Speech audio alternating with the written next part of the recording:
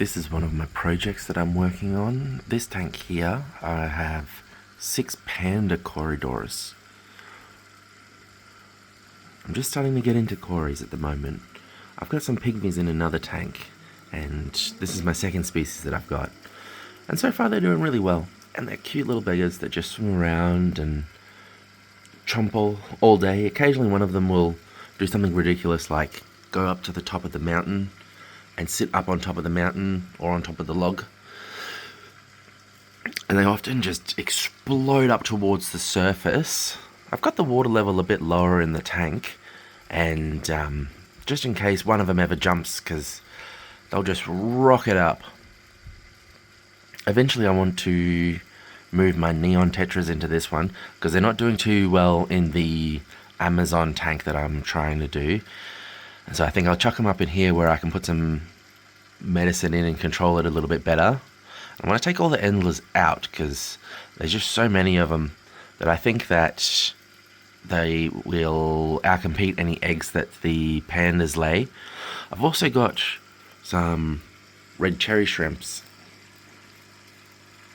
I think these were fire red, and I've got them in another tank, and it's getting such a large colony that I was like, you know what, I might spread it. One thing that I hate so much and I'm working on is that my tanks just are full of snails because I love to feed them, and I feed them all the time. And the overabundance of food creates waste that's just hoovered up by the snails. They're just unstoppable. So I catch them out and help reduce the population manually. Because they eat baby shrimp.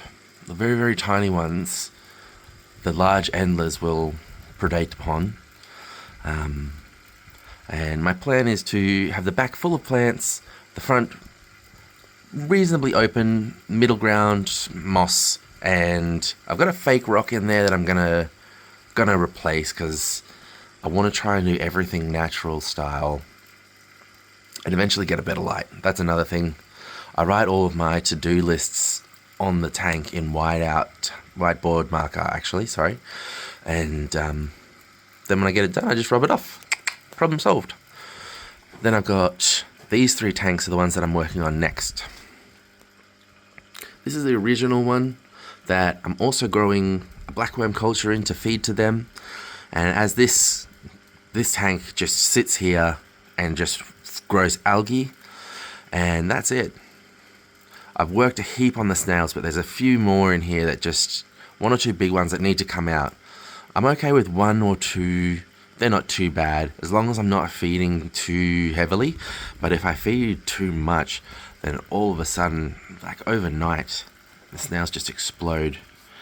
This tank here, I've just chucked a few spare blue dreams that are lower quality from the other tank, and I was like, oh, I'll just keep this tank alive, put something in it so I'm interested in it, because if you don't put anything in it, then it just kind of sits there and you never look at it.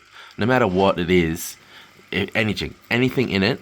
That's why all my tanks end up with endlers in them, because I'll be bored and I'll just be like, well, time to just shuffle things around. And because I keep everything on rainwater here, I've got a giant, I think it's like 20,000 litre tank. Every fish tank has the exact same parameters. It's the same pH. It's got the same come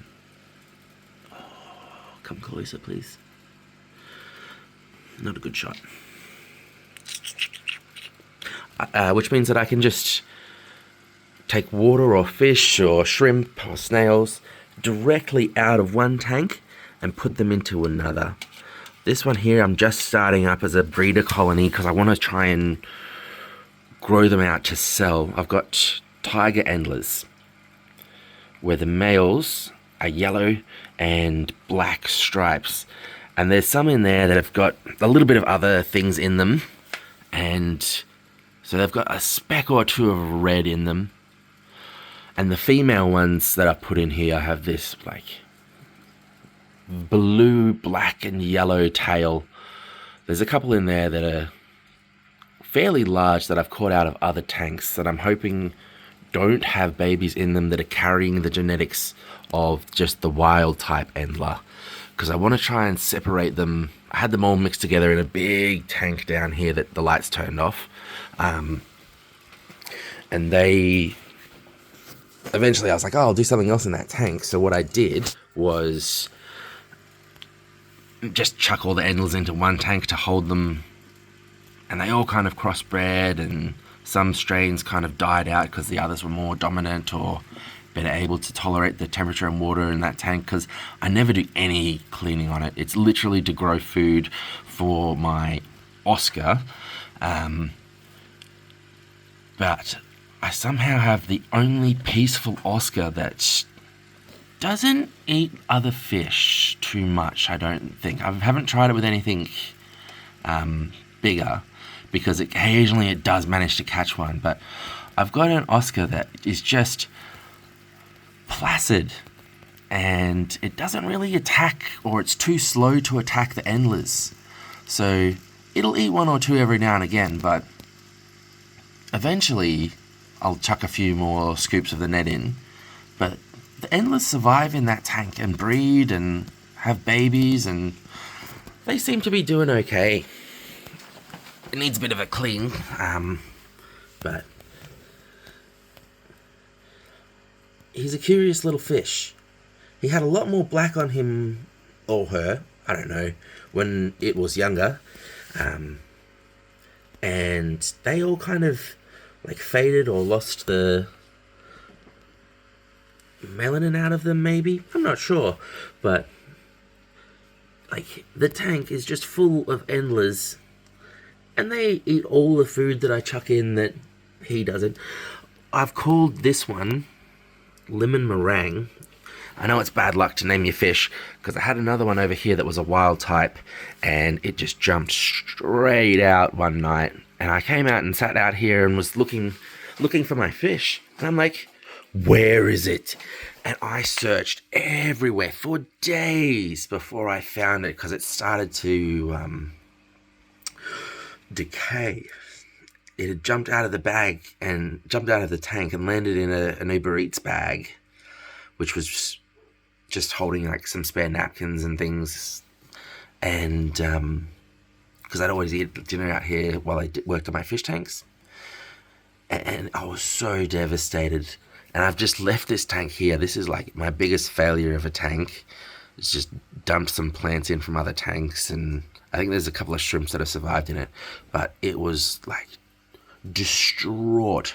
This was one of my favorite fish. It was like black and red and this like vibrant iridescent like sheen over it, and it would go like such contrasting colors, and boom, gone. I called that one Jaffa, and I think it's bad luck to name your fish. Up here is a new project I'm just starting on. These are cherry barb. Most people keep them as beginners, but I kind of skipped over them and I kind of missed it. I didn't get to experience them, so I'm doing some classic fish. Cherry barb, Endlers again, I got bored and chucked them in. And then in this one, white cloud mountain minnows. I'm trying another classic fish, because they can be absolutely vibrant. There was a male that I saw as I was walking past in the fish tank at the shop. Kind of focus on this one. And it was so vibrant. It was almost pink in its entire body with like a sheen on it. And I was like, I've got to get that fish. That's a crazy looking fish. It was like the best one I've ever seen. And then when I asked the shop lady to catch it out for me, there was like 200 fish that were identical in that tank. So of course she couldn't find it, and it lost all of its color because of like the fear of the net in the tank. It darted down, and so I just like, after a while I was like, stop lady, please. I feel so bad asking you to catch out one individual minnow out of its giant school of 1 billion minnows. Eventually I was just like, any three. 2 that are really fat in their belly, that'll be females. Please focus on that one. Yes. And one that's really skinny that'll just, if it doesn't have a big white fat belly, it's a male. They're more streamlined. And in here, again, I got bored and I just thought it needed shrimp. And so I chucked in some Java moss to protect the shrimp babies from the minnows, and they will definitely feed on them. But I've got so many blue shrimp at the moment that it's like, oh well, that's not a big drama. I'll just put all of the cull ones that aren't as good of a vibrant colour into the tanks, and it'll just be a fun colony that I don't care. I don't need to keep pure. Any that get too far out of range will end up just going through the food chain, and because that's what fish eat, and they love it, and it's really good for them.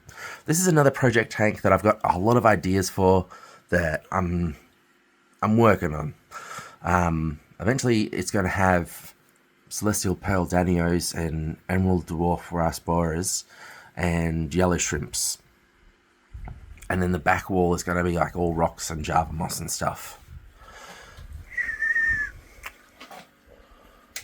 Whoops. I guess it's bedtime. Good night, fish.